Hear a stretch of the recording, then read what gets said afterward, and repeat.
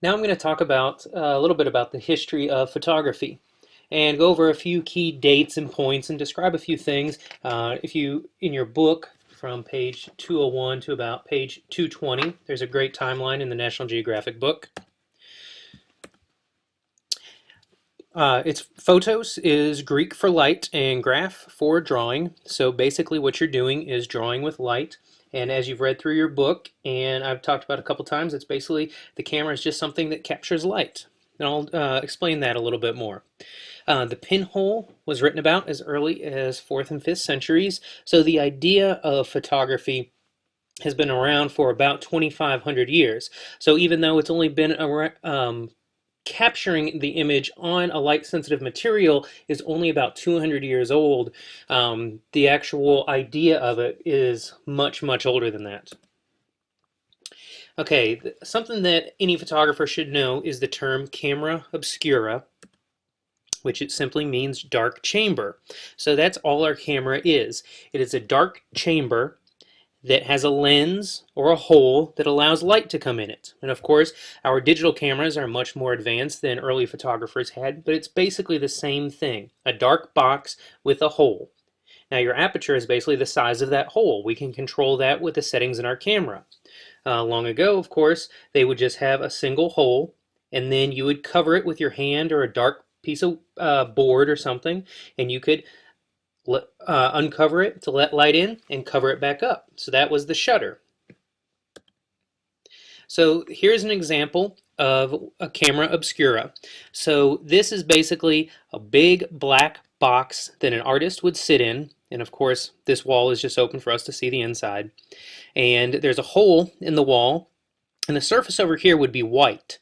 So sun comes down, hits the landscape scene here, shines through the hole, and is projected on the white wall upside down. So this is basically just a large camera. And you'll notice a lot of early paintings, of course, a lot of them outside, or portraits were taken outside or near a window. And artists would use this technique. So if you're in your castle or your chateau, you could have two rooms next to each other, one room completely blacked out, the other room the family or the subject would sit in, and you would just put a hole through the wall and the image would be projected on the wall. So you could get a very, very good likeness. Here's another example of that. So light reflects off the subject, projected on here, and then the artist can basically trace the image. Today you might see a camera obscura at a fair or a science museum. They still make them, and some travel around that you can kind of see and see what people were using hundreds and hundreds of years ago. You can also make yours today. This is basically same thing, someone's room, and they blacked out the room, cut a hole in the wall, or covered the windows, and there was a hole in the paper covering the windows. And this is the scene of St. Louis that was outside. And show you a YouTube video.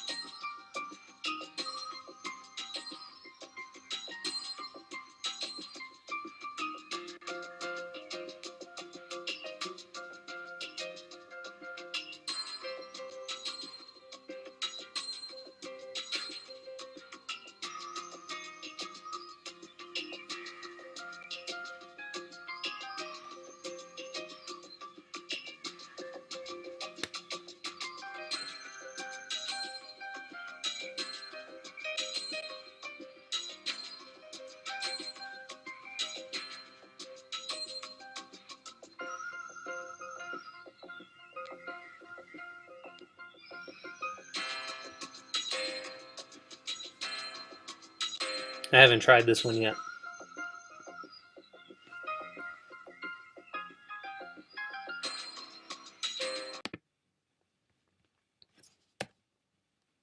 So the first photographs, fixing an image to a surface. So of course we know that light comes through a hole into a dark chamber. Hundreds of years ago, artists would draw that image onto a white surface. So scientists for the longest time were trying to figure out how they could use chemical to capture that light onto a surface. And that came about into the 1800s. And Daguerre and his daguerreotype is the most famous. He's a Frenchman, and he took his first photo of a person in Paris in 1839. And for the longest time, all the way up until about the 1900s, it was chemists and rich men that were involved in photography and making these discoveries. Glass plates were used, and of course they're heavy, they're toxic, breakable, long exposures, which were several minutes. So if you were taking a photograph of a person, they would have to sit there for an incredibly long amount of time. So a lot of the early photos aren't, of course, of people. They're of landscapes or objects and those sorts of things. You'll see famous photos of the Civil War battlefields, and it's many just dead soldiers on the battlefield. And of course, they could have those long exposures. Film was a huge breakthrough, and George Eastman founded Kodak. We all know the word Kodak, and Kodak doesn't mean anything. George Eastman thought it was catchy and it sounded good. It wasn't anybody's name, doesn't mean anything. He just picked that name. And he, of course, developed the first transparent roll of film. And that led, of course, to the boom of the movies in the early 1900s. Because, of course, you would have a long roll of film, expose each one to a little bit of light. That loop at 24 frames a second would create a movie. The huge leap forward in getting the camera into everyone's hands, to the middle class, and evolved into more of a snapshot type of photography was the Brownie camera. You could purchase a Brownie camera, and their slogan was, "You press the button, we do the rest." Before this time, if you wanted to develop photos, you had to have your own darkroom pretty much, or live in a bigger city, and they might have a darkroom where you could pay someone to do it. But this, anybody in a rural town could get a camera, take their roll of film, send it off to Kodak, and Kodak would send back photographs. So that really put it in the hands of the common person. This is an example of a Brownie. It's a little bit later version. Your book has one of the earlier ones. This one actually has a viewfinder on it. So there's a little mirror here, so you would look straight down into there, and it would, of course, see your subject. This is where your shutter would be. So you'd push this little lever down. This would open up and let the light in, and then you turn this crank to get your next piece of film. So color film, and in our book it tells us that the exact first color photo was in 1861, but color photographs really didn't develop until the early 1900s. And of course, most notably for Gone with the Wind and Wizard of Oz. And if anyone in conversation says, well, Wizard of Oz was exactly when color film came about, because there's that rumor that it came out halfway through the movie, and that's why they filmed the second half in color and the first in black and white. That's completely not true. Color film had been around. It was just so much more expensive to use than black and white. The whole process was different, and it wasn't affordable for most people. And yeah, it wasn't until the 70s and the 80s did color take off. And one of the big things was that color film needed a lot more light. So in low light situations, it just didn't look good. So it forced people to buy camera bulbs.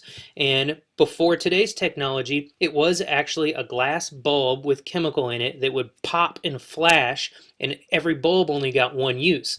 Whereas now on our cameras, it's thousands or hundreds of thousands of uses per flash bulb. So the cost was much greater to get good quality images in low light. So that's one of the reasons why color just really didn't take off. So then we step forward into digital photography. And it's kind of hard to believe that the first digital camera was 1975 by Kodak. And it's also amazing that Kodak now has gone bankrupt, but they were the pioneers of digital photography. But of course, Kodak was trying to do so many different things. with digital cameras and printers and still trying to produce film and all these other things. And that's probably one of the main reasons why they went bankrupt, but it's still amazing that they were the pioneers of it and weren't able to make it in today's contemporary photography. So the first portable, or the first digital camera was described as portable, and here's a photograph of it. And it doesn't seem very portable to me. Here's a couple more dates. And I'm not going to give you a quiz on dates, as long as you kind of know that in your life, the first photographs were in the mid 1800s. Color film came around in the early 1900s. Digital photography in the 70s, and really didn't become into, of course, here the consumer portable cameras in the early 1990s. And I didn't even get my first digital camera until I think the early 2000s. So it still wasn't in everyone's hands until fairly recently. So please look through your book and read the timeline and some of those dates in there. Some of it's pretty interesting stuff, and the kind of big leaps that photography has taken over the years and how far it's really come just simply in the last 150 years, from not being able to capture light to now being able to capture light on a digital sensor. And how portable it is, with everyone having a camera in their back pocket, in their phones, or a digital camera, and how that's changed the realm of photography, with basically being able to take millions of photos for free, whereas just 20 years ago or 30 years ago, you had to buy film, and every image had to be thought about because you were spending money on it, whereas now it's more of a throwaway culture of photography. So read through those pages, and I'll talk to you soon. Bye.